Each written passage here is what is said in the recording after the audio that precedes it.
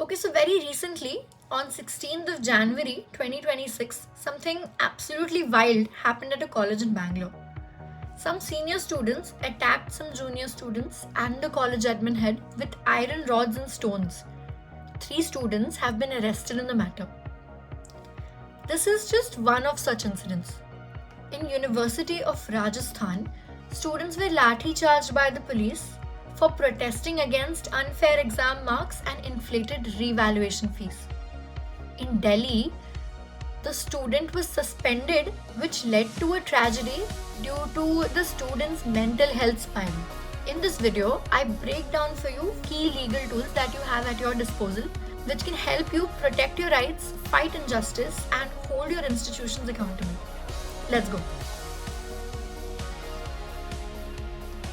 Number 1. You can access your answer sheet. Now, a lot of universities have the provisions of accessing the photocopy of your answer sheet, but a lot of students don't know that you can access your actual answer sheet under the RTI Act of 2005 as well. The Supreme Court laid down clear guidelines in the case of CBSE versus Aditya Bandyopadhyay, 2011 judgment by the Supreme Court. The court laid down crystal clear guidelines that every examinee will have the right to access his evaluated answer books either by inspecting them or taking certified copies thereof.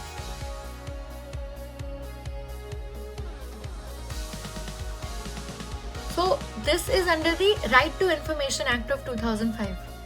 What is the procedure of doing this?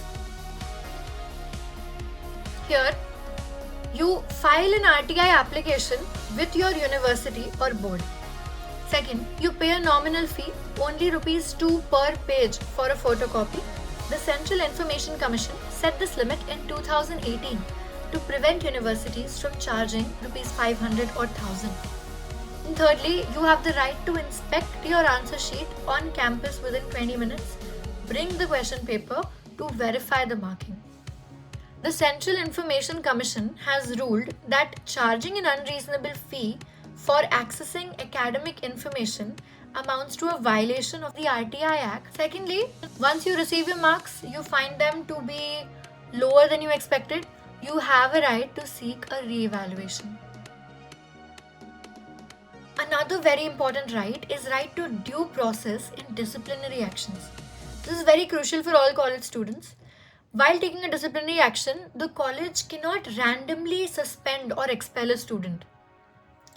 Let me give you a very real example.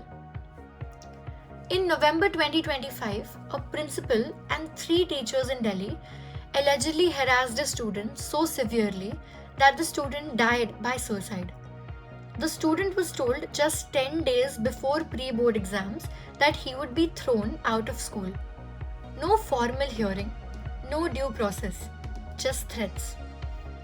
The father filed an FIR. The school suspended those teachers. What is due process? It amounts to fairness. It means that you get a written notice. The college must give you a written document clearly stating what exactly you allegedly did, which rule you violated, the evidence they have. Vague accusations do not qualify in this. Just alleging bad behavior is not a sufficient reason. There has to be a specific reason given by the university for the same. Secondly, you get to present your side. Before any action is taken, especially serious ones like suspension or expulsion, the college must give you a hearing. You can bring witnesses, documents, anything to prove your innocence or explain your side. Third, you can appeal. If the college takes action, you have the right to appeal to a higher authority within the college or to file a writ petition in the High Court. Fourth, no corporal punishment or harassment. This is absolute. Next is the protection against ragging and hostile harassment. This is a very significant and a commonly used right. The legal framework to support this is Prohibition of Ragging Act of 2011 and UGC Anti-Ragging Regulations of 2009. I will now turn to the story that I mentioned at the beginning of the video, That is on 16th of January 2026, in Akash Group of Institutions in Bangalore, 23 senior students allegedly ragged the junior students for 2 days straight. When the college admin tried to intervene, they attacked them with stones, iron rods, and wooden sticks. One student's gold chain was snatched. 3 students have been arrested and 20 more are absconding. Now, what is ragging?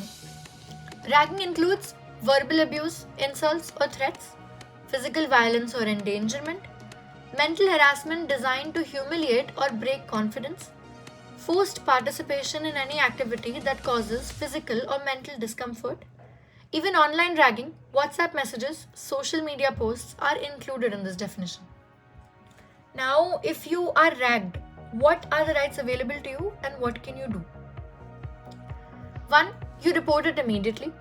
Tell your hostel warden, college administration, or the anti-ragging committee. Every college is required to have one. 2. File a formal complaint. The college is legally mandated to investigate. 3. The punishment for raggers is severe. 4th, your college faces penalties too. If the college doesn't prevent ragging or covers it up, the college administration can be held liable. Your college can lose UGC funding, accreditation or approval. Lastly, you have the right to information about your academics. The legal framework governing this is the Right to Information Act of 2005 and Right to Education Act of 2009. You can access your marks and the marking scheme, evaluation criteria for exams, attendance records, fee structures and payment details, grievance procedures and policies, names and qualifications of teachers, college admission policies and cutoff marks. If your college refuses to provide this information or qualifies it as confidential, you have a right to file an application under the Right to Information Act. The RTI Act requires all public universities and government colleges to disclose such information to the students. In case of private institutions, it varies, but many of them have RTI obligations too. The cost of such applications is usually Rs 10 to Rs 50 depending on the institution. And if they don't respond within 30 days, you can escalate it to the Information Commissioner. It's free and it's a legal process. So there you have it.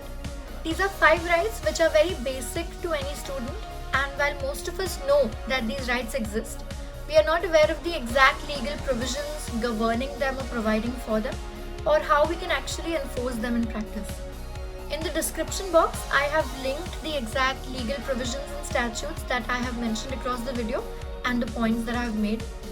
I hope you found this video helpful, and I hope to see you in the next one.